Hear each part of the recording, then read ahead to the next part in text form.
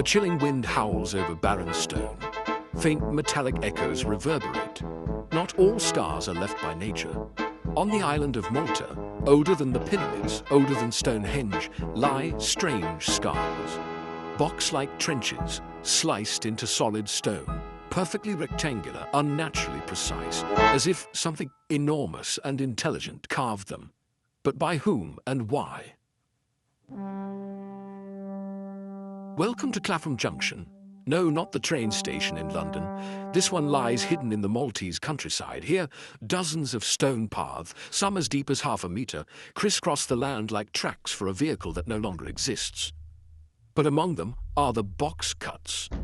Massive geometric shapes carved into solid rock. Too large for human tools of the Neolithic, too precise for erosion or accident. Some are symmetrical, like sarcophagi waiting for something ancient to return. Others connect in patterns as if forming a layout. A grid, a blueprint, a machine. Historians call them unexplained, unfinished, unhuman. Malta is home to some of the world's oldest freestanding structures. Temples like Hagar Kim and Menastra date back to 3600 BCE, 1,000 years before the pyramids. But the creators of the box cuts unknown. There are no inscriptions, no tools, no bones, only stone and silence. Some archaeologists suggest these were ancient quarries, but if so, where are the remnants? Why such impossible shapes? And why cut so deep into the earth, only to leave them behind? The deeper you dig, figuratively and literally, the more disturbing it becomes. Let's talk precision. Many of these box cuts have right angles.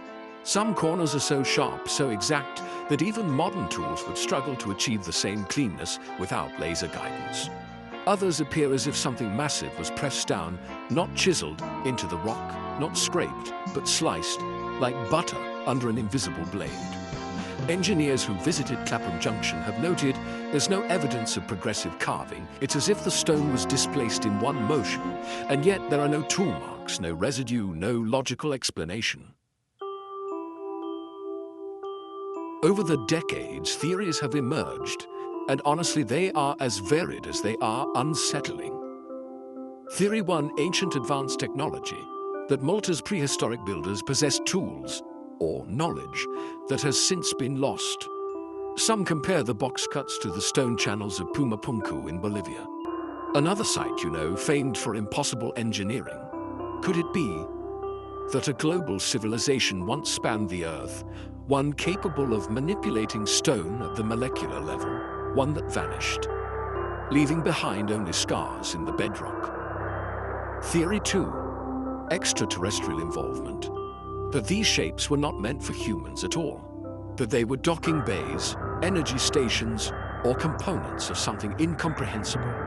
A technology so vast it left only hints behind.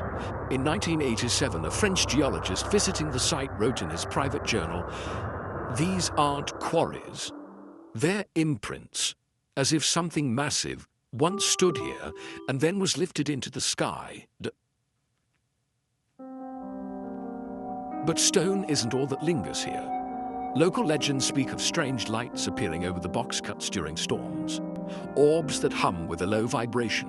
People say time feels strange at Clapham Junction. Watches tick oddly, phones lose charge.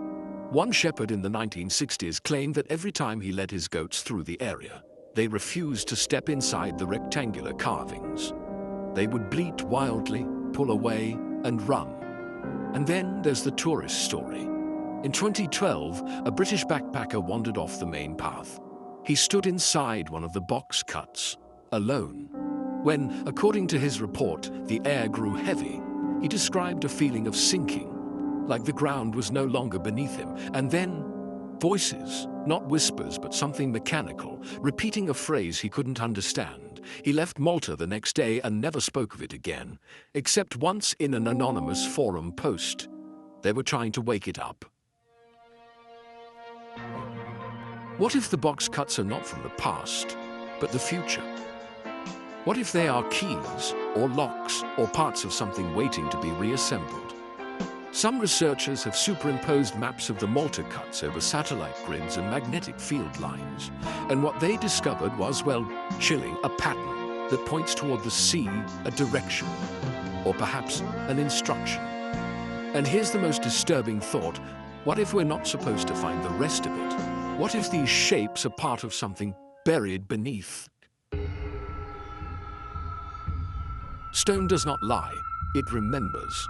And in Malta, the stone remembers something: a hand that carved too precisely, a presence that vanished too completely, and a message we may not be ready to hear. So the next time you stand before one of these ancient cuts and feel the coldness rising from the stone, ask yourself, was this carved or was it left behind? And more importantly, what happens when it comes back?